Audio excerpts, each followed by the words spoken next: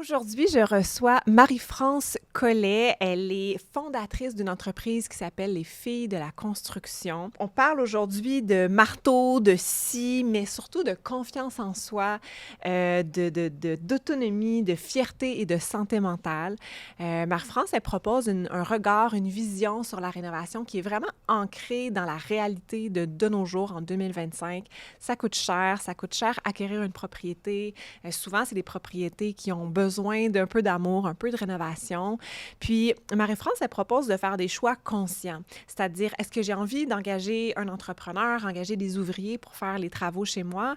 Est-ce que je mets mon couple à risque en entamant les travaux moi-même? C'est une réalité, c'est des questions qu'on se pose pour les personnes qui désirent améliorer leur milieu de vie. Puis, elle se dit, bien, pourquoi est-ce qu'on ne pourrait pas faire des choix un peu plus conscients, un peu plus alignés avec nos valeurs, nos désirs? Parce qu'on est capable, on peut le faire, que ça soit de mettre sa petite touche, un peu la main à la pâte ou de faire un projet au complet, de comprendre ce que les contracteurs ils vont nous parler. C'est un sujet qui touche quand même pas mal la santé mentale, à mon avis, parce qu'on parle de empowerment, d'autonomisation, de respect de soi, de respect de l'autre, apprendre à nommer ses limites, ses besoins, puis faire des choix qui sont peut-être un petit peu plus éclairés pour un milieu qui devient notre safe space, finalement.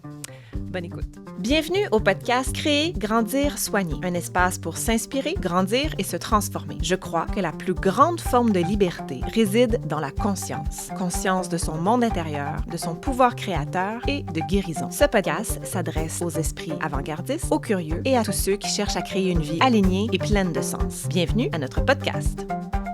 Salut Marie-France! Ben allô Audrey-Anne, ça va bien? Ça va bien, merci. Merci tellement d'être là. Ben là, merci de m'avoir invitée. Je suis vraiment flattée. Je trouve ça vraiment le fun comme sujet puis comme initiative. Ah, ben merci. Écoute, je suis tellement contente de te recevoir, Marie-France Collet. Tu es fondatrice d'une entreprise qui s'appelle Les Filles de la construction, que je suis personnellement sur mes réseaux et que mon entreprise en suit également parce que votre mission colle à la nôtre au sens où il y a des valeurs comme la confiance en soi, la liberté, le empowerment qui se traduit difficilement en français, que vous valorisez puis qui sont un peu les fondements, je pense, de votre entreprise. Oui, absolument. T'sais, notre objectif, c'est d'aider les gens à être plus indépendants dans leurs travaux de rénovation puis à gagner la confiance pour le faire aussi dans le quotidien. Puis vraiment de reprendre le contrôle d'un des éléments qui, on va se le dire finalement, va faire une des plus grosses différences dans leur santé financière dans la vie, quoi. Oui. Est-ce que tu peux me parler un petit peu de l'idée des Filles de la construction? Comment que c'est né? Puis... Ben oui, absolument. En fait, contrairement à ce que beaucoup de gens pensent, moi, mon background n'est pas du tout en construction. Ouais. Donc, j'étais vraiment une fille qui se lançait dans un projet de réno sur un plex que je venais d'acheter avec mon chum. On pensait que ce serait un petit projet de réno facile, comme il n'y arrive jamais, on va se le dire dans la vie. Mais bon, quand tu connais pas ça, tu penses que ça peut arriver un petit projet de réno facile. Et puis, ça a été un cauchemar, on va se le dire. Ça a été un projet de rénovation majeur, finalement. À travers les Tanka, ça a été 2 ans et demi de rénovation dans lesquels on a finalement tout refait du début à la fin. Ça a été très difficile sur ma santé mentale, ça a été très difficile sur mon couple, ça a été très difficile sur mon budget. Oui. Et puis, je suis sortie de ça en me sentant que j'avais été très peu appuyée, très peu équipée pour me lancer dans ce projet-là. Ça m'avait coûté cher. Tout l'argent de ma vie avait été mis dans ce projet-là. Ouais. Puis, à chaque moment, j'en revenais pas d'être si peu préparée pour dépenser des dizaines de milliers de dollars, des fois par semaine, dans des choses que je connaissais pas tant que ça, quoi. Ouais. Puis je me suis rendu compte aussi à travers ça qu'un projet de construction, c'est un projet, hein, fait que c'est de la gestion de projet. J'avais beaucoup d'expérience en gestion de projet, puis je me suis dit, après coup, si j'avais juste compris dans quoi j'embarquais, j'aurais pu te le gérer bien efficacement, ce projet-là, comme n'importe quel autre projet. Ouais. Et ça aurait fait une différence majeure sur mon budget, et sur ma santé financière par la suite également. J'ai trouvé aussi qu'en tant que femme, c'était beaucoup plus compliqué. Donc, on va se le dire, la construction, c'est un monde d'hommes. Au Québec, en 2025, il y a plus de 95% de l'industrie de la construction qui sont des hommes. C'est fou, hein? C'est fou, hein? Et puis, ça fait en sorte que nous, les femmes, on est défavorisées dans le plus gros investissement de notre vie. Je trouvais que ça fait comme un peu pas de bon sens. Fait que j'ai vraiment voulu créer ce que moi, j'aurais eu besoin pendant mes projets de réno pour me sentir accompagnée, pour avoir des réponses à mes questions, pour me sentir pas toute seule, sentir que j'étais capable de le faire, puis pour, on va le dire, sauver tellement d'argent sur mon projet de réno. Oui, c'est comme il y a une composante éducative dans ce que tu dis, parce qu'au final, c'est quand on comprend qu'est-ce qui s'en vient, quand on comprend le vocabulaire, c'est quoi les prix qui font du sens et tout, ça nous donne un plus grand sentiment de contrôle. Oui, mais absolument, mais c'est ce qui nous donne aussi du pouvoir. C'est comme quand tu comprends comment fonctionne la construction, honnêtement, ça change complètement la dynamique de pouvoir avec les gens que tu rencontres, avec les entrepreneurs, avec les fournisseurs. Déjà, juste à cause de ça, souvent, tu vas te faire donner des meilleurs prix, tu vas payer beaucoup moins cher, tu vas mieux expliquer ton projet, tu vas trouver des meilleures personnes pour t'aider dans ton projet. Ça fait vraiment une grosse différence dans la posture dans laquelle tu rentres dans ton projet de rénovation, puis dans laquelle tu rentres dans les interactions avec les autres. Ouais. C'est ça. Puis ça fait en sorte aussi que tu as l'impression que tu vas être capable. C'est comme n'importe quel projet, quand tu es capable de le décortiquer en étapes puis tu comprends les étapes, ça devient quelque chose d'accessible. Mais quand c'est comme un gros trou noir puis tu vois juste, tu comprends pas par où passer puis par où arriver, ça semble très difficile puis très inaccessible. Oui, puis là, on va dire, tu es quand même vulnérable puis tu es susceptible à ce qu'il y ait des dépassements de coûts, à ce qu'il y ait des décisions qui sont prises que tu n'aurais peut-être pas pris cette décision-là. Exactement. Puis en fait, quand tu le sais pas, tu as très peu de pouvoir dans ça. Tu es vraiment comme un passager dans ton projet de réno qui te coûte tout l'argent de ta vie très souvent, qui est souvent le plus gros investissement de ta vie. Tu peux être très chanceux et tomber sur un bon entrepreneur, mais moins tu as de connaissances, moins tu as de chances de tomber par hasard sur le bon entrepreneur, parce que comment tu vas le trouver puis comment tu vas savoir que c'est un bon entrepreneur? Ouais. Tu le sais pas. Fait que tu as plus de chances de te faire avoir par quelqu'un qui te donne un meilleur prix puis pour finalement l'augmenter en cours de route, qui est un gros risque des projets de construction. Ou de tomber sur quelqu'un qui va tourner les coins ronds, qui va botcher les choses, qui va pas te poser de questions, qui va finalement te laisser les choses à moitié finies, qui se présentera pas sur ton chantier. Bref, je t'en nomme, là, mais on va se le dire. Je pense que tu es passé aussi par des projets de construction, tu sais comment c'est. C'est très difficile à naviguer. Puis quand tu connais ça, t'as aussi des solutions backup. OK, quelqu'un se présente pas, j'appelle quelqu'un d'autre. Mais quand tu connais pas ça, quelqu'un se présente pas, tu fais quoi? T'es très pris au dépourvu puis t'es très seul. Oui. Puis la réalité aussi, c'est que, vous appelez ça les filles de la construction, mais vous vous adressez à tous. Là. Il y a des hommes aussi qui prennent vos cours, vos formations et tout. Mais ça reste que il y a de plus en plus de femmes qui ont une autonomie financière. Absolument. Et donc, ils achètent des propriétés seules ou que leur conjoint n'est pas manuel parce que les hommes sont de moins en moins manuels. T'sais. Non, c'est ça. Ben, je pense que quand je pense à mon grand-père, par exemple, à son époque, presque tous les hommes étaient manuels. Si probablement tous les hommes étaient manuels. Ils disaient même pas manuel, c'était juste comme la vie, tu sais. C'était vraiment juste la vie à ce point-là. Puis je me rappelle quand je lui expliquais c'était quoi les filles de la construction, tu sais, ils comprenaient vraiment pas à quoi ça servait, là, tu sais, mais vraiment, vraiment pas. Puis là, à un moment donné, il me dit, attends, il y a des gens qui ont une maison puis qui savent pas faire des travaux, là, qui comprennent pas la construire. Je fais exactement. Puis il dit, mais c'est des millionnaires, là. C'est juste des millionnaires. Tu peux pas avoir une maison sinon sans faire des travaux. Puis j'étais genre, ouais, non, je pense qu'il s'est rendu plutôt tout le monde. Genre, la majorité des gens qui achètent une maison ne savent plus comment faire les travaux sur leur maison et restent donc très, très dépendants d'une industrie qui est quand même assez peu fiable, on va se le dire. Fait que c'est quoi le genre de choses que vous apprenez à votre clientèle ou c'est quoi les services que vous offrez, mettons, plus concrètement? Oui, bien, en fait, notre service de base, si on veut, c'est des formations. Donc, pour vraiment aider les gens à devenir indépendants dans leurs travaux. On a 2 formations principales là, de base. Il y en a une qui pour apprendre à faire ses travaux manuellement soi-même. Pour littéralement, tu veux comme construire ta terrasse, ajouter une chambre dans ta maison, refaire ta salle de bain, name it, là, tu sais, c'est comme tu vas apprendre à le faire manuellement toi-même. Donc, construire un mur, poser du plancher, poser de la céramique, toutes ces choses-là. Étape numéro 1, ça se fait tout en ligne. Après ça, notre deuxième formation, c'est vraiment pour apprendre à gérer, rentabiliser ses rénaux. Fait que ça, c'est vraiment une formation pour les gens qui veulent se lancer dans un gros projet de rénovation, puis qui veulent apprendre comment fonctionne tout l'aspect légal, l'aspect permis, l'aspect négociation de contrat autour d'un projet de construction, pour être capable de bien sélectionner ces entrepreneurs, que ce soit pour travailler avec un entrepreneur général, mais de façon collaborative, main dans la main, ou bien pour engager directement les sous-traitants. Parce que souvent, tu sais, sur un petit projet, là, par exemple, sur un petit projet, on va se le dire, mais sur un projet de salle de bain, règle de pouce, là, si tu le donnes à un entrepreneur général, ça risque de te coûter à peu près 2 fois plus cher que si tu le sous-traites directement à des entrepreneurs spécialisés. Et là, règle de pouce encore, si tu le fais toi-même, au lieu d'engager les différents métiers spécialisés, tu coupes en 2 encore le prix.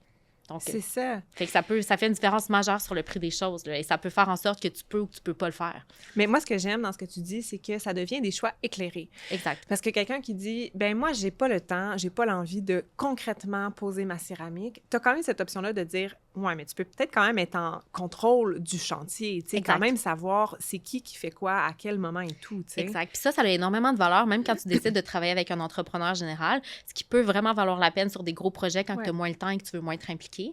Mais au moins, tu peux travailler... Ben, tu le sais, puis oui. Puis en travaillant ton entrepreneur général, tu sais quoi regarder, tu sais quoi checker, tu sais quoi valider. Tu ne vas pas juste te dire, il va le faire, puis tout va bien aller. Puis si ça l'arrive, tant mieux, puis si ça l'arrive pas, tant pis. Parce que moi, tu sais, un de mes plus gros enjeux par rapport à la rénovation, c'était mon besoin de contrôle. Puis il y a peu de situations dans lesquelles j'ai eu le sentiment de me faire enlever tout contrôle comme ça. Et c'était très, très dur sur mon anxiété. Ouais. Puis justement, en apprenant comment fonctionnent les choses, ben maintenant, quand je travaille avec des entrepreneurs, je sais quoi leur demander, je sais quoi regarder. Ils savent que je connais ça. Fait que, tu sais, ils me parlent un peu d'égal à égal, ils m'expliquent ce qu'ils font, on prend des décisions ensemble. Je suis plus comme la petite madame qui connaît pas ça, là, tu sais. Ouais. Et ça fait toute la différence. Est-ce qu'il y a encore ce regard-là de ma petite madame? Beaucoup. Beaucoup. T'en entends dans tes clientes des gens qui disent des expériences comme ça? En fait, il y a très, très peu des gens qui se sont lancés dans un projet de rénovation qui n'ont pas eu cette expérience-là de certains entrepreneurs. Est-ce que c'est tous les entrepreneurs qui te traitent comme une petite madame? Absolument pas. Non. Mais on va pas généraliser. Là, non, mais il y en a. Il y en a. Puis si tu fais un peu de réno, tu vas tomber sur quelques-uns. Oui. Qu'est-ce qui fait que tu penses que ton projet, votre blog, puis tout ça a eu autant de succès? Comment tu l'expliques? Mon Dieu. Ben moi, c'est dur à expliquer, mais je pense qu'en fait, j'ai créé quelque chose que j'avais vraiment, vraiment de besoin. Oui. Puis je pense que, en fait, je n'étais pas la seule à avoir besoin de ça. En gros, c'est vraiment venu de quelque chose que je vivais, de quelque chose qui était tellement nécessaire pour moi à ce moment-là. J'en pouvais tellement plus de me sentir comme stupide, puis genre petite, puis pas importante dans ce projet-là, puis en avoir aucun pouvoir dans ça. Ça m'a tellement frustrée, ça m'a tellement enragée. Puis je me suis rendu compte, en fait, puis je me sentais tellement seule dans ça. Puis je me suis rendu compte qu'en fait, on est beaucoup à se sentir très, très, très seul dans cette même situation-là. Oui, c'est comme si ton intention venait du cœur, finalement. C'était une intention honnête de dire comme, ben moi, j'aurais eu besoin de ça, je vais créer ce que d'autres personnes ont nécessairement besoin. Ça doit venir de quelque chose comme ça. Oui, tu sais, c'est comme... c'est vraiment venu répondre à mon besoin à moi. Puis je pense qu'en répondant à mon besoin à moi, ben, ça a répondu aux besoins de beaucoup de gens qui vivaient quelque chose de similaire. Ouais. Puis je pense qu'aussi, bon, on va se le dire, tu sais, moi, on est vraiment venu trouver des façons que ça coûte moins cher faire des rénovations. Ça coûte tellement cher faire des rénovations que tout le monde est à la recherche de trouver des façons que ça coûte moins cher faire des rénos, quoi. Ouais. Fait que, outre le fait d'aller chercher plus de pouvoir puis d'aller chercher plus de contrôle, genre d'avoir des outils pour payer moins cher sur tes matériaux. Parce que oui, dans nos services à nos membres, on négocie des rabais de volume avec des fournisseurs partout à travers la province. Mm-hmm. Donc, on finit par payer beaucoup moins cher sur tous les matériaux qu'on achète en réno. Ça monte très, très vite, ce genre de choses-là. Ouais. On est aussi là, une fois que les gens rentrent dans nos formations, ils deviennent membres à vie des filles de la construction, puis ils ont un réseau de support, ils ont accès à nos coachs, à nos expertes qui sont là pour répondre à leurs questions, puis pour les coacher, genre à vie s'ils ont des besoins. Fait qu'ils sont plus tout seuls dans leur réno. Ouais, c'est comme un club. Oui, un peu. Mais dans le bon sens du terme, là, de faire partie d'une communauté, finalement. Oui, exactement. Puis on en a un petit aperçu dans vos réseaux sociaux. Là, votre contenu est vraiment, vraiment bien fait, je trouve. Il est super enrichissant. Les ABC de comment construire une clôture ou, à quelle heure on doit appeler son... J'ai vu ça dernièrement. À quelle heure on doit appeler son entrepreneur. C'est vraiment important, ça. Pour tout le monde qui sait pas... À quelle heure on doit appeler son entrepreneur? Mais oui, pour tout le monde qui est là, mon entrepreneur me répond jamais, mon entrepreneur me répond jamais, là, mais ça revient quand même à quelque chose qui est souvent là, c'est qu'il faut se mettre dans la peau de l'entrepreneur puis se demander qu'est-ce qu'il fait à cette heure-là. Ouais. Puis l'entrepreneur a vraiment pas le même horaire que nous qui travaillons 9 à 5 en général. Là. Fait que si tu l'appelles pendant sa journée de travail, il est sur son chantier puis il va pas répondre. Fait qu'il faut que tu l'appelles pendant qu'il est en déplacement vers son chantier ou de retour. Fait que ça, c'est à quelle heure? Dans 6 puis 7 heures le matin. C'est ça!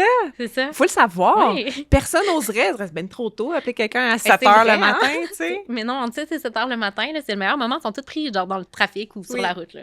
Oui, puis ça part pas d'une mauvaise intention, c'est juste qu'ils sont en train de travailler, les deux mains dans le plâtre à 11 heures, ils vont pas répondre à leur téléphone. Non, t'sais. exactement. Fait qu'il faut comprendre que leur façon de fonctionner n'est pas la même que la nôtre aussi. Fait que, tu sais, ça vient des deux bords. Je pense qu'il a gagné la confiance pour que notre entrepreneur nous prenne au sérieux. Ouais. Ça, je pense que c'est vraiment important. Puis de bâtir une relation égal à égal avec l'entrepreneur. Puis de l'autre côté, en comprenant mieux comment fonctionne l'entrepreneur, on peut devenir vraiment un meilleur client. Oui. Puis c'est très avantageux pour nous d'être un meilleur client. On finit souvent par payer beaucoup moins cher en étant un meilleur client. Oui, d'avoir une relation qui est peut-être plus agréable, que Ah oui. l'entrepreneur, il n'est pas aussi... Ah, ma cliente, elle essaie tout le temps de m'appeler à genre 7 heures le soir. Mais je pense que pour n'importe qui, il faut savoir que les prix en construction, tu sais, ça bouge beaucoup, là, puis c'est très nébuleux, puis les entrepreneurs ont toujours un petit peu de flexibilité aussi. Et il faut savoir qu'un client qui leur demande beaucoup d'énergie mentale, qui leur demande beaucoup de temps de gestion, puis qui est un peu pénible, puis c'est quelque chose qui, au final, va se payer d'une façon ou d'une autre. Alors qu'une cliente qui leur facilite la vie, avec qui c'est agréable. Moi, j'ai une de nos membres, Ginette, est extraordinaire. C'est sûr qu'elle va écouter d'ailleurs et elle va se reconnaître. À chaque fois qu'elle a des entrepreneurs chez eux, elle leur fait du pâté chinois. Et donc, tous ces entrepreneurs se rappellent d'elle comme la madame au pâté chinois. La tactique! Ben oui, puis là, quand elle appelle, elle est là, « Salut, c'est Ginette, la madame du pâté chinois! » Puis là, ils se rappellent toutes d'elle, puis des bons moments qu'ils ont eu avec elle et toutes ces choses-là. Ça aide tout le temps. Vraiment. Tu sais, tu dis que, ben, vous dites là, dans de vos experts puis tout ça qu'on doit vraiment se préparer à faire affaire avec le monde de la construction. Ça serait quoi, selon toi, le bon réflexe numéro 1 quand on veut faire des travaux chez soi? Mettons les premières étapes, genre. Mais il faut vraiment comprendre comment ça marche, là, la construction. Fait que je dirais que c'était la base à la base, c'est ce qu'on voulait offrir avec nos constructions. Juste dire, OK, avant de te lancer, genre, comprends c'est quoi les étapes, de qui tu as besoin à chacune des étapes. C'est fou, Adrienne, là, tu croirais même pas ça. Le nombre de gens, genre, qui nous appellent parce qu'ils sont là, il y a personne, tu sais, j'appelle des entrepreneurs, puis il y a personne qui me répond, il y a personne qui veut soumissionner. Puis on leur demande c'est quoi le projet, puis on est là, mais c'est parce que tu n'appelles pas le bon entrepreneur. Oui. Tu sais, c'est comme, juste de savoir, tu sais, c'est comme, comment ça marche, qui fait quoi, quand, à quoi faire attention à chacune des étapes, c'est quoi les enjeux que chacun de ces corps de métier-là ont, puis qu'est-ce qui rend leur job plus facile ou plus difficile. C'est clé, là. Moi, ça, je pense que c'est l'étape numéro 1. Puis après ça, l'étape numéro 2, c'est vraiment de rentrer dans une bonne planification. Ça, tout le monde le dit, là. Tout le temps, toute l'énergie, tout l'argent que tu mets en planification au départ, tu vas le récupérer sur ton chantier, parce qu'il n'y a rien qui est plus cher que de faire des erreurs sur le chantier, puis de retourner de bord ou d'avoir des entrepreneurs sur ton chantier qui sont payés à attendre parce qu'ils ne savent pas où est-ce qu'ils s'en vont, où il manque du stock, où il manque des affaires. Fait que je dirais comme, honnêtement, il y a un gros travail en amont qui se passe avant de se lancer dans un projet de construction. Puis, je trouve que c'est une erreur de juste engager quelqu'un puis se dire tout va bien aller parce que j'ai engagé quelqu'un. La façon dont fonctionne la construction au Québec, ça fonctionne vraiment en silo. Donc, peu importe n'importe quel professionnel tu vas engager, ils vont te donner leur expérience puis ils vont vraiment beaucoup pouvoir t'aider avec ça. Mais après ça, quand tu vas passer à l'étape d'après, tu vas comme sentir que qu'il y a quelque chose qui colle plus ou tu ne sauras pas c'est quoi les étapes. Des fois, tu vas t'attendre à ce que ton entrepreneur ait été aussi ton architecte, à ce que ton architecte soit aussi ton entrepreneur et toutes ces choses-là. Puis, quand tu comprends pas c'est quoi le rôle de chacun, il y a beaucoup de frustration qui se crée aussi envers les professionnels parce qu'il y a des attentes qui sont souvent irréalistes ou juste mal informés de ce qu'ils font puis de ce qu'ils devraient faire. Fait que juste de bien comprendre, de bien se lancer, de comprendre les enjeux, d'avoir une vision, d'être clair sur ses priorités. Parce que ça, c'est quelque chose qui revient aussi beaucoup. C'est très, très rare qu'on va avoir le budget pour faire le projet qu'on voulait faire au départ. Donc, beaucoup de gens se lancent avec une idée grandiose en tête et sans comprendre à quel point c'est cher, la construction, surtout quand on ne s'implique pas soit en gestion ou soit en faisant ses travaux soi-même. Mais c'est quand même assez incroyablement cher. Donc, souvent, les gens vont arriver avec un budget prédéfini, une idée en tête, et là, il va falloir qu'ils se rappellent quelque part en chemin c'était quoi l'objectif parce que leur projet va tellement évoluer, va tellement changer, puis va tellement devoir s'adapter à leur budget et aux réalités du marché. Oui. Je trouve que c'est la façon que tu parles, c'est comme si moi, je suis capable de faire des liens avec plein de thèmes en lien avec la santé mentale. Tu sais, on parle de reconnaître ses besoins, affirmer ses limites, aller chercher les bons professionnels pour la bonne aide. Il y a comme une responsabilisation de créer sa vie, tu sais, de compléter un projet en étant le CEO de son projet, finalement. Oui, absolument. Puis c'est une des choses les plus satisfaisantes au final quand tu réussis, puis quand tu arrives à la fin, puis quand tu te dis « Hey, je l'ai faite, j'ai réussi, je l'ai faite par moi-même », tu sais, t'es plus en train de te dire « Ah, c'est quelqu'un d'autre qui a fait mon projet, là. » Tu l'as fait, ton projet, que tu l'aies géré ou que tu l'aies fait de tes mains du début à la fin. C'est extrêmement satisfaisant. Puis tu sais, mettons qu'on regarde à plus petite échelle, tu sais, genre reposer une tablette, changer un dosseret de cuisine, des trucs qui, tu sais, pour vrai, qui sont pas très difficiles, là, c'est quand même assez accessible. Qu'est-ce qui fait, c'est quoi qui est dans le chemin? C'est quoi les croyances qui sont un obstacle pour que les gens ils se disent, bon, tu sais, je suis chez nous, là, je suis dans mon appart, là, je suis quand même capable de le faire, puis qu'ils le font pas? Ben, moi, quelque chose que j'entends souvent, là, puis qui va sembler très drôle justement avec ça, c'est genre, ah, mais je peux pas le faire, je suis pas forte. Je suis pas forte. Je suis pas forte Physiquement. physiquement. Faut-tu Puis être forte? pour la plupart des choses, non, pas du tout. Non, mais tu sais, on voit la construction comme quelque chose, Oui. genre, t'as besoin des muscles, tu tiens les gros outils, tout ce Oui. que tu veux. Fait que c'est la première chose, c'est que beaucoup de gens se disent « Ah, je peux pas forte. » Puis moi, la première fois qu'on m'a suggéré de gérer mon projet de réno, ça a été ma réponse. Voyons donc, je mesure 5 et 2. Genre, je suis pas capable de pousser genre une mouche, là. Tu sais, c'est quoi cette Oui. histoire? Puis à la fin de la journée...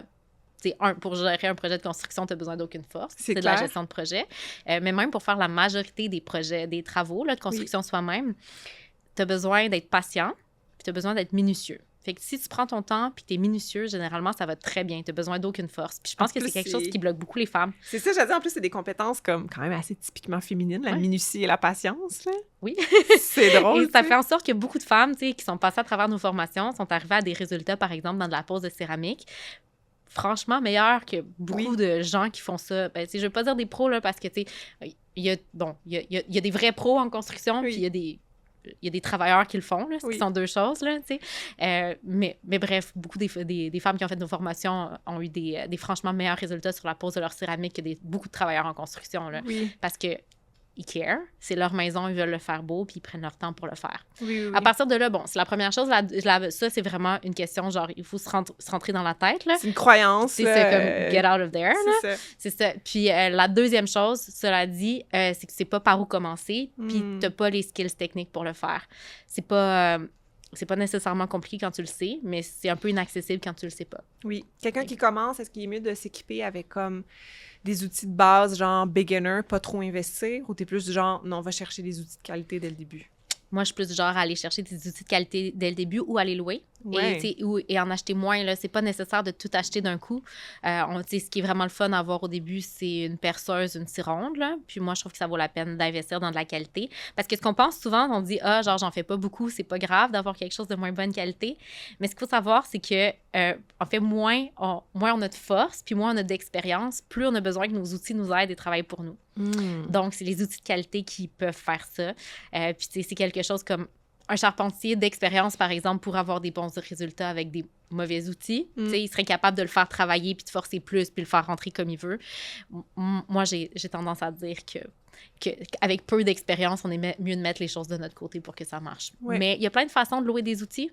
C'est vrai, on ne pense pas à cette option-là. Parce qu'on se dit, c'est tellement cher. Il y a même des bibliothèques d'outils qui existent. Il faut faire attention à la qualité des fois parce que, bon, vu que c'est prêté, c'est pas toujours en excellent état. Puis il y a même quelque chose, le partage club qui existe maintenant à Montréal, où est-ce que tu peux t'abonner puis voir si tes voisins ont des outils que tu peux emprunter, là, ce genre d'affaires-là.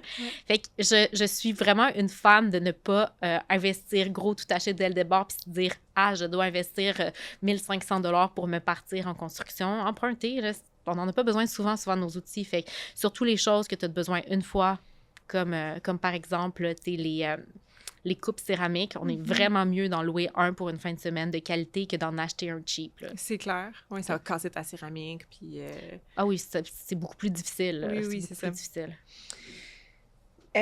Pour les femmes qui ont grandi avec l'idée, tu sais, qu'elles sont pas habiles ou, tu sais, que c'est plus réservé aux hommes, puis tout ça, comment la confiance en soi se rebâtit petit à petit dans ton programme, dans vos programmes?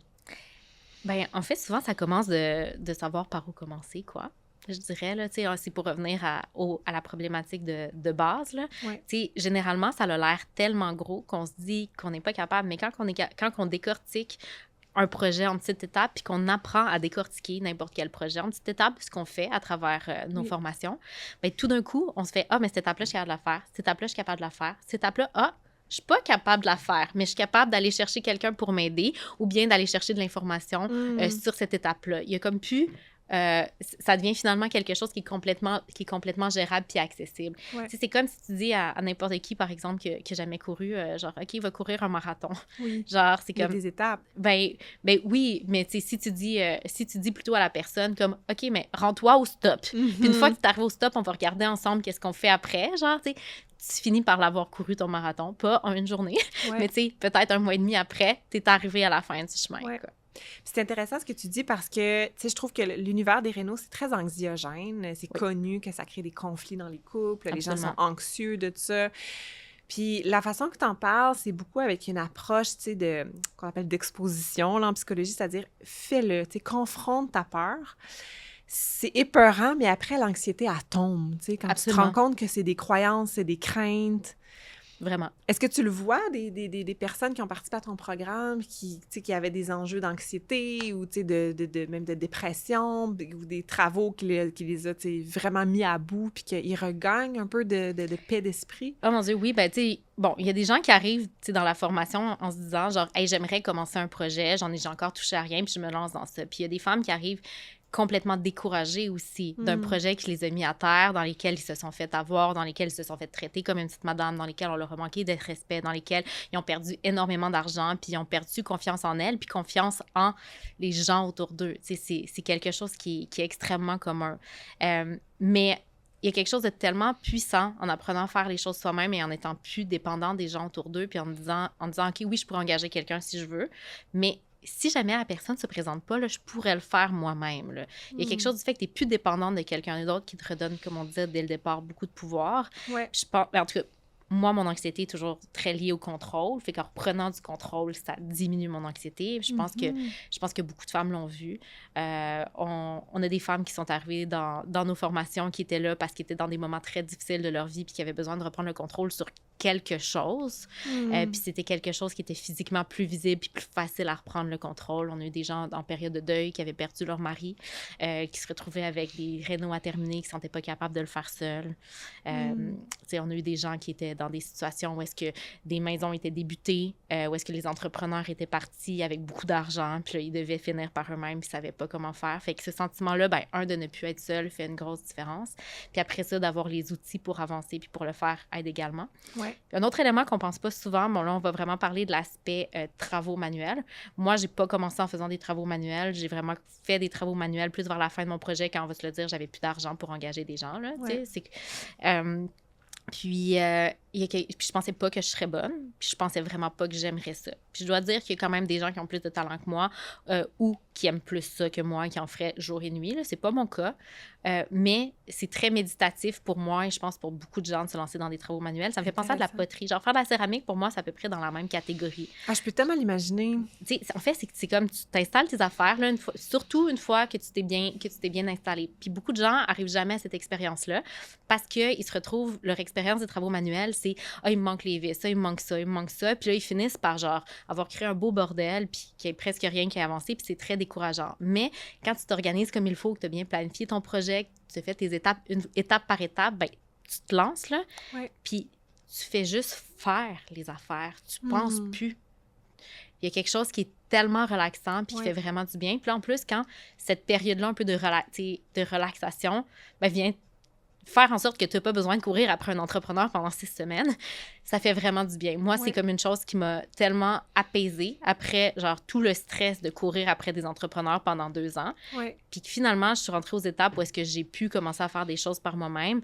Là, j'étais comme, oh mon Dieu, c'est comme entre le stress de peux-tu venir, qui arrivait très fréquemment.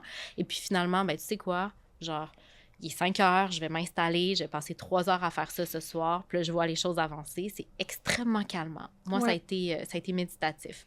Je suis d'accord avec toi. Puis ça brise l'immobilité aussi, tu sais, l'immobilité qui est liée à beaucoup d'enjeux de santé mentale, puis qui est la pire chose quand tu fais de l'anxiété, tu sais, Oui, tu veux absolument. juste faire de quoi, tu sais, là, t'es comme, mais au moins, je me mets en action, tu sais, oui, la reprise de contrôle, mais même, tu sais, de Ouais. façon kinesthésique, ton corps qui va les faire le mouvement, qui va être en contact avec la sensation, tu sais. Ah ouais, tu commences à penser à autre chose, là. Hmm. Tu sais, c'est... Est-ce que c'est possible de faire des petits travaux? Parce que, tu sais, là, je suis en train de me dire que, là, toi, tu es propriétaire d'un plex, moi, j'ai une maison, dans mes entreprises, on a engagé des contracteurs, évidemment, pour faire les travaux dans les cliniques, puis tout ça. Mais il y a beaucoup de personnes à Montréal qui sont locataires. La majorité des gens sur l'île de Montréal sont locataires. Est-ce qu'il y a des petits travaux qui peuvent amener cet état-là, tu sais, agréable, de détente et tout, qu'on peut faire en étant locataire? Il faut toujours s'entendre avec son Oui. propriétaire, là, évidemment, mais il y a beaucoup de propriétaires qui seraient probablement contents que certains locataires améliorent leur logement. Ouais. À partir de là, bon, ça dépend toujours de la situation. Est-ce que le locataire veut être payé pour améliorer le logement ou non, ou fait juste demander la permission de le faire? Ouais. Moi, avant d'acheter mon plex, j'étais locataire. Je suis arrivée là-bas, puis je trouvais que le logement avait beaucoup de potentiel, mais avait pas été rénové depuis comme une quinzaine d'années, puis manquait un peu d'amour, disons. Ouais. Puis c'est ça, j'ai demandé la permission au propriétaire, puis là, amuse-toi, tant que c'est plus beau quand tu pars que quand tu reviens, ça va être bien correct. Il y en a plein qui sont ouverts. Il y en a plein qui sont ouverts, il faut toujours faire attention, puis il faut savoir que si le propriétaire n'est pas content, il faut remettre à son état d'origine après, quoi. Ouais. Mais si vous faites un bon travail, pourquoi pas? Puis oui, il y a des choses qui peuvent bien se faire.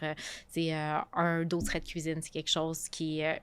ben, comment dire? Il faut savoir que, comme tous les trucs de construction, c'est simple quand on sait comment faire. Il y a des étapes vraiment clés à respecter. Ouais. Et on peut avoir des assez mauvais résultats quand on les respecte pas. Fait que c'est Ouais. quelque chose qu'on montre en détail dans nos formations. Là. Quand tu sais pas comment faire, tu as des bonnes chances de ne pas être satisfait du résultat. Mais oui, fait qu'un dosseret de cuisine, ça se fait assez bien. Après ça, tout ce qui est réno-déco, donc...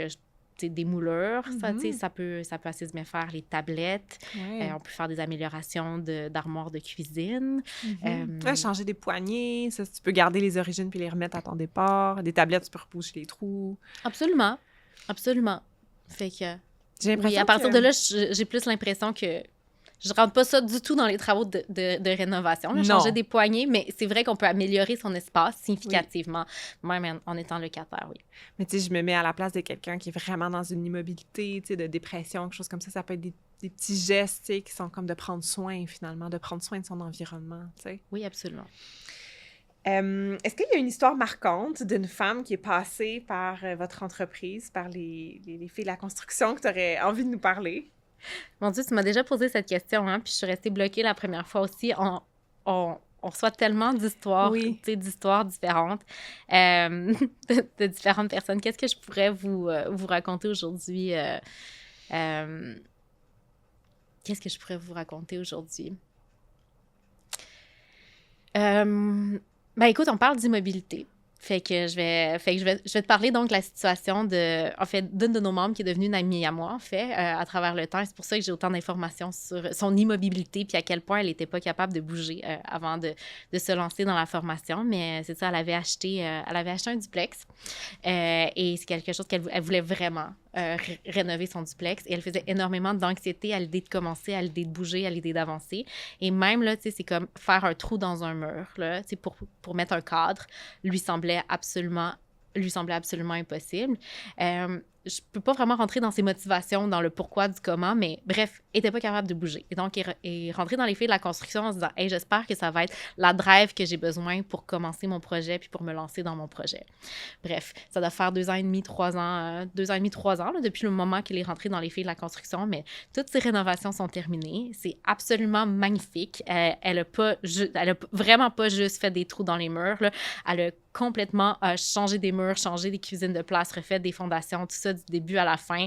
Elle a fait beaucoup de ces étapes-là par elle-même. Elle est devenue comme une pro du tirage de joints. Genre, honnêtement, si j'ai besoin de tirer des joints dans le futur, je vais l'appeler.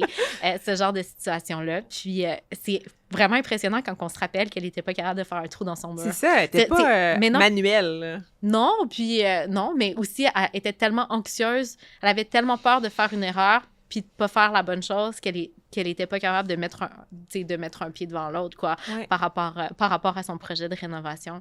Puis, ben écoute, il faut que je me rappelle ça, puis je me dis, mon Dieu, il a fallu que je m'en rappelle parce que c'est tellement pas ça qu'on pense d'elle après avoir vu son projet. On se dit, oh, mon Dieu, c'est quelqu'un qui a de la drive, elle s'est juste lancée dans ça, elle a pas eu de difficulté, elle savait ce qu'elle voulait, tu sais, et tout ça. Et maintenant, quand elle est arrivée, elle était complètement bloquée par la peur d'avancer, puis la peur de faire des erreurs, puis la peur de ne pas faire la bonne chose, quoi. C'est une histoire de courage, en fait, parce que le courage, c'est de le faire malgré la peur, tu sais. Absolument, mais tu vois, elle, ce qui a fait la grosse différence pour elle dans tout ça, c'est de ne pas être toute seule. À partir du moment où est-ce qu'elle a rejoint un groupe de femmes qui se lançaient dans des rénaux aussi, qui passaient à travers les mêmes choses qu'elle, tout d'un coup, était plus toute seule là-dedans, puis elle s'est sentie capable de le faire et avec très, très grand succès. Là, donc, combien ça coûte? Est-ce que tu sais c'est quoi le salaire moyen, mettons, quand on engage un ouvrier ou un contracteur? Oui, donc, bon, comment dire, tu sais, au résidentiel, ça peut varier quand même légèrement, là, on va se le dire, et c'est généralement un petit peu moins cher que les gens qui ont leur carte de CCQ. Et ça va arriver, donc, qu'on peut avoir des charpentiers un peu moins chers. Mais généralement, donc, les charpentiers, là, avec leur carte de compétences, vont être autour de 90 $ de l'heure, plus taxes.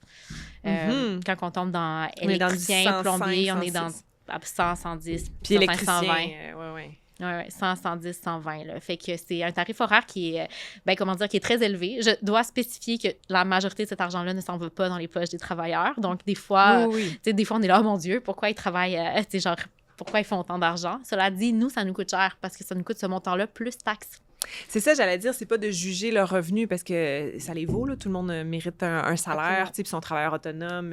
Il y a plusieurs personnes qui sont salariées qui connaissent pas bien la réalité du travail autonome, là, tu sais, toutes les charges au travail autonome et tout. Donc, c'est pas de juger leur salaire à eux, mais c'est de se rappeler quand même que quand tu payes 110, 108 $, tu sais, au total avec les taxes, je sais pas tu fais combien de l'heure, mais pour beaucoup de gens, c'est 4-5 heures de travail, là, tu sais. Oui, exactement. Pour une heure de quelqu'un, là. Exactement.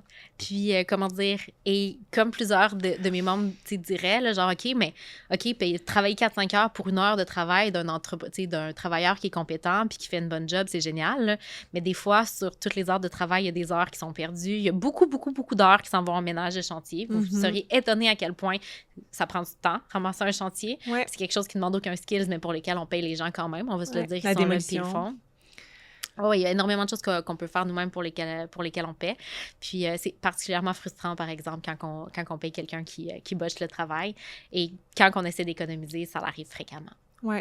Puis toi, dans ton expérience là, avec les chantiers que tu as vécus et tout, les connaissances que tu as acquis, est-ce que ça l'agace les ouvriers que tu sois informé, que tu saches, ou au contraire, c'est le bienvenu que tu sois comme partenaire avec eux? La majorité des entrepreneurs aiment ça. Ouais. Alors, tu sais, c'est comme, en fait, généralement, là, c'est comme, OK, on va pouvoir parler des affaires puis trouver des solutions ensemble. Pour un entrepreneur, c'est beaucoup moins de travail de travailler avec quelqu'un qui est informé, qui sait ce qu'il veut puis qui comprend les enjeux. Parce que, tu sais, d'un bord ou de l'autre, là, par exemple, moi, tu sais, j'ai entendu, tu sais, des fois, des entrepreneurs sont là, non, mais là, on a ouvert le mur puis ça n'avait pas de bon sens ce qu'il y avait derrière. Puis là, il faut qu'on augmente les prix, c'était pas calculé. Puis là, la cliente, elle pense qu'on veut l'avoir. Moi, je comprends absolument les deux points, hein. Parce que si la cliente, elle le sait pas puis qu'elle se dit, elle sait pas ce que ça vaut, combien ça vaut faire les choses que l'entrepreneur va faire, puis les choses supplémentaires qui sont à faire, elle peut se dire, ben oui, il veut juste m'avoir, ou elle sait pas, ça l'insécurise, tu sais. Ouais. Alors que quand tu sais ce qu'il y a à faire, quand tu comprends le travail qu'il y a derrière les choses qui viennent d'apparaître derrière le mur, tu comprends les augmentations de prix qui vont avec. Et ben ça va dans les deux sens. Ça fait aussi que si l'entrepreneur il dit n'importe quoi, tu le sais. Oui. Mais pour les entrepreneurs de bonne foi, là, ils ont une préférence majeure pour travailler avec des gens qui connaissent les affaires puis qui vont bien collaborer avec eux plutôt que quelqu'un qui va challenger tout ce qu'ils font en tout temps, là, puis qui va être stressé puis qui va avoir peur de se faire avoir parce qu'ils connaissent pas ça, puis qui... C'est ça. En fait, moi, je dis souvent qu'une des meilleures façons de trouver les bons entrepreneurs puis de négocier avec son entrepreneur, c'est de poser les bonnes questions.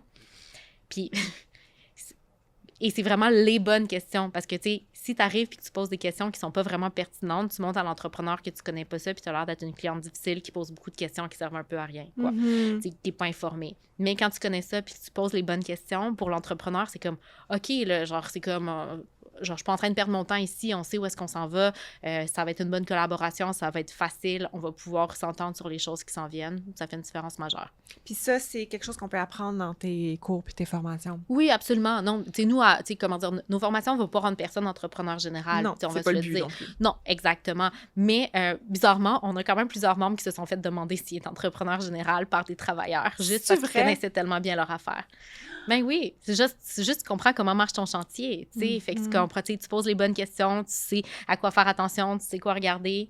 Genre, oui, il y a une membre qui m'avait raconté ça, là, qui m'avait dit, genre, elle m'avait rappelé après, elle m'a dit, genre, elle dit, ouais, j'étais sur mon chantier, puis là, j'ai commencé à parler avec l'entrepreneur, à poser des questions, puis elle dit, tu travailles dans l'industrie, là, toi, là, t'es-tu entrepreneur général? Elle était bien fière de son affaire, mais tu sais, ça change la posture, quoi. Ouais. Puis, c'est quoi les cours qui sont les plus populaires dans votre programme?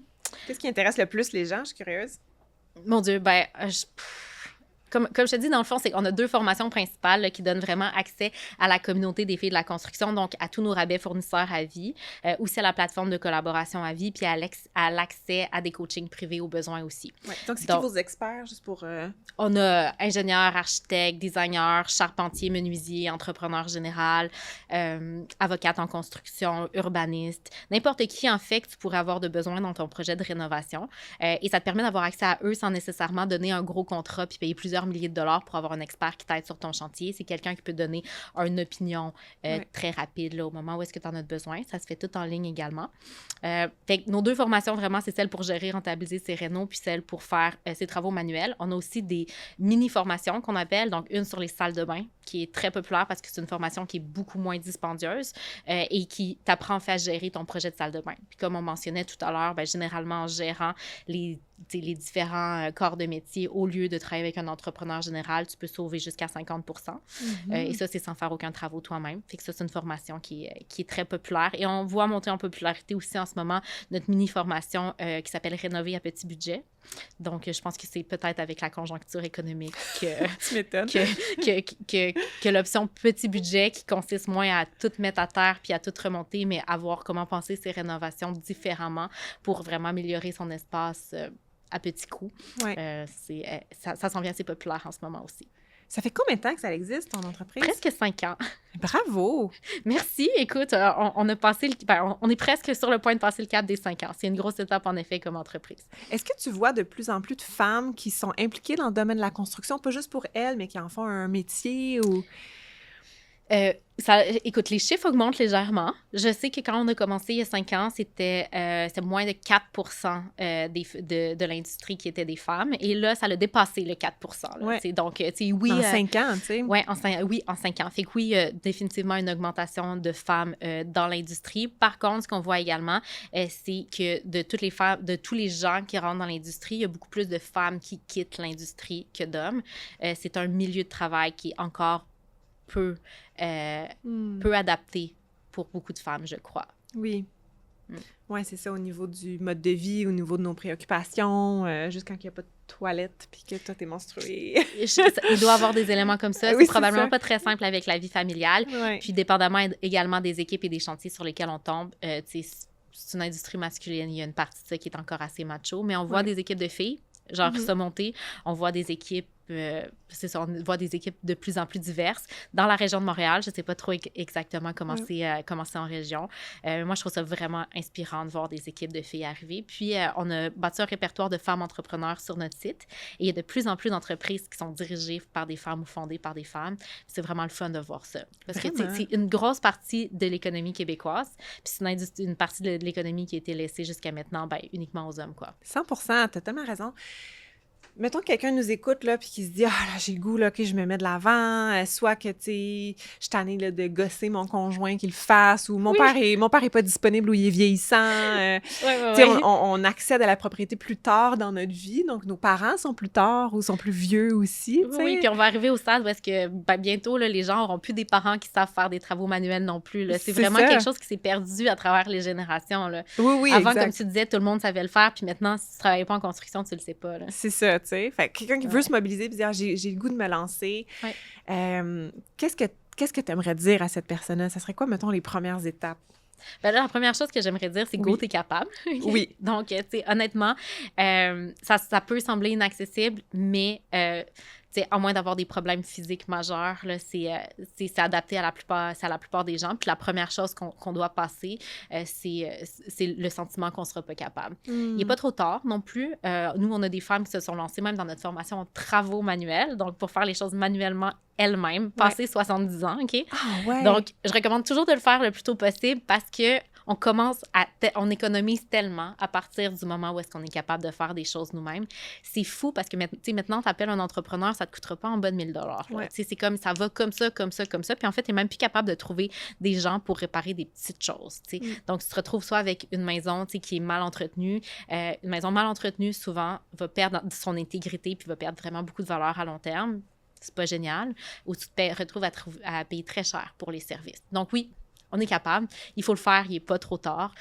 Puis, il faut juste vraiment prendre les choses étape par étape, s'informer, comprendre comment ça marche, bien se préparer pour ne pas se décourager, puis séparer les choses en petites étapes accessibles. Je dirais que c'est les choses à faire pour commencer. Puis, on en parlait tantôt, les outils, c'est quand même un très bon point, là.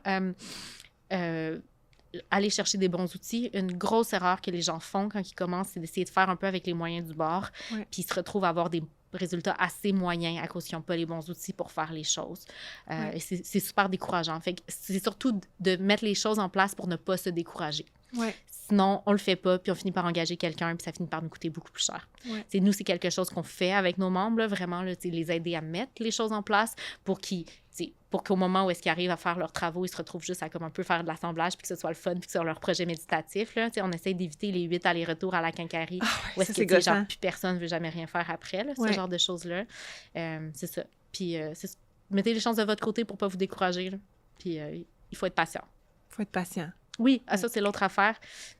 Soyez réaliste sur le temps que ça va prendre. Là. Surtout au début, là, on se dit pas « OK, cool, je fais ça en fin de semaine, puis ça va être fini. » C'est comme en se donnant assez de temps, ça devient vraiment moins stressant, vraiment plus agréable, puis on a beaucoup plus de chances que le travail soit réussi. Oui, puis j'aimerais ça, qu'est-ce que tu sais, on dirait ce qui me vient quand je t'entends parler, c'est que ça a l'air le fun, tu sais, comme... Ça peut être super le fun. On peut avoir du plaisir, tu sais. Si fun. on accueille les moments d'incertitude, les moments de frustration ou de doute qui font partie de n'importe quel projet de vie, de toute façon, tu sais. C'est vraiment dans la gestion des attentes. Hein. Tant qu'on n'a pas l'impression que ça va se faire genre en 24 heures comme ça, top chrono, puis qu'on planifie bien nos choses, ça peut être un projet vraiment agréable.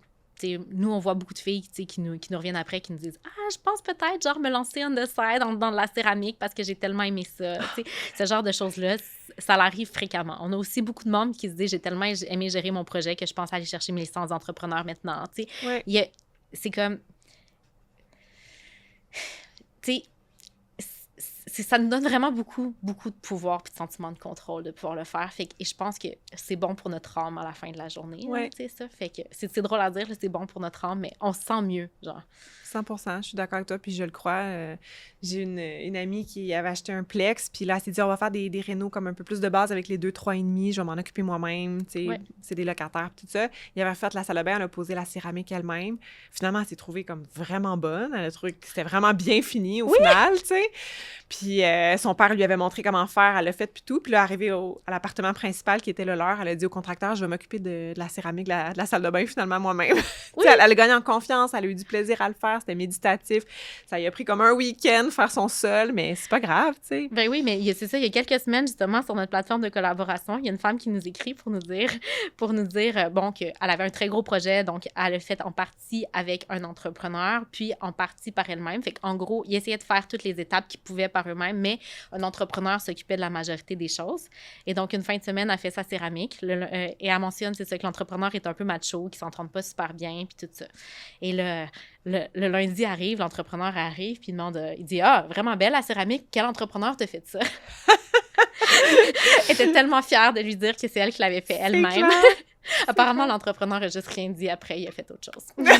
C'est ça. Bon, bien fait pour elle, tant mieux. Oui, mais c'est assez fréquent. Honnêtement, là, tu sais, il y a quelque chose de très, très le fun. Genre, moi, la céramique, c'est ma partie préférée. Là. Je pense que tout le monde a des étapes qu'il aime plus ou qu'il aime moins, mais poser du plancher puis de la céramique, c'est ce que j'ai trouvé le plus le fun. J'ai pas trippé sur les joints. Il y a des filles qui trippent sur les joints. Moi, j'ai vraiment pas trippé, tu sais. Mais je trouve que la céramique, tu le vois vite, là, tu sais. Puis tu fais que ça l'avance. C'est vraiment excitant à faire. Puis je pense que, tu sais, écoute, on veut pas genrer ou quoi que ce soit, mais oui, c'est des skills généralement assez féminins. Ça demande principalement de la minutie puis de la patience. Oui, c'est ça. Merci tellement, Marie-France. Merci tellement pour ton passage. Ben, merci, Audrey-Anne, de m'avoir reçue. C'était très le fun de jaser avec toi. Oui, absolument. J'aime ce que tu apportes. J'aime les options que tu proposes. Tu sais, on dirait que c'est pas final, que c'est possible de développer des compétences à travers le temps, que c'est possible d'avoir du plaisir, d'être en contrôle de ces situations-là. Ben oui, puis honnêtement, je pense juste que c'est tellement important. Là. Je pense qu'on est vraiment rendu à un stade, genre honnêtement, dans notre société, où est-ce qu'on a tout plus l'argent pour engager des gens tout le temps pour faire ces choses-là. Ça coûte beaucoup, beaucoup trop cher. Fait que si on veut avoir une maison qui est à notre goût, si on veut être bien chez nous, si on veut être capable de faire ces choses-là puis qu'on n'est pas millionnaire, ben il faut se lancer, quoi. Exact. Puis on est capable. Fait qu'il faut le faire. Ouais. Merci. Merci à toi. Merci d'avoir partagé ce moment avec nous et d'avoir pris ce moment pour vous dans cet épisode de Créer, Grandir, Soigner. Pour ne rien manquer, abonnez-vous sur Spotify, YouTube ou votre plateforme préférée. Si cet épisode vous a plu, laissez un avis ou un commentaire. C'est toujours apprécié et ça nous aide énormément dans notre mission à faire rayonner la santé mentale. D'ailleurs, n'hésitez pas à le partager à une personne qui vous est chère. Vous pouvez aussi nous retrouver sur Facebook, TikTok et Instagram. Pour aller plus loin dans votre bien-être bien-être et votre épanouissement, nos cliniques vous accueillent avec une équipe dédiée à la santé mentale et au mieux-être. Découvrez tous nos services, ateliers et retraites sur centrethérapeutiqueboréal.com. Quelques petits mots importants. Ce podcast est proposé à titre informatif et éducatif uniquement. Il ne remplace en aucun cas un avis, un diagnostic ou un traitement médical, psychologique ou thérapeutique professionnel. Si vous avez des préoccupations concernant votre santé mentale ou physique, nous vous encourageons à consulter un professionnel qualifié. À très bientôt!